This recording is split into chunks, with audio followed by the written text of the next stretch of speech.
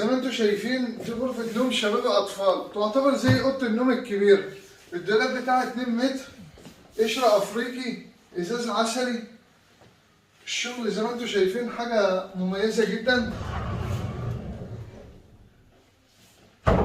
زي ما أنا وضحت، أي حد عاوز يعرف خامة الغرفة، القواشيط الزان، الأبلكيش السه، البياض، السويد، الحاجات الطبيعية. إنما في شغل تاني بيبقى معمول الأبلكيش ده حبيبي أو فايبر، كلام من ده يعني.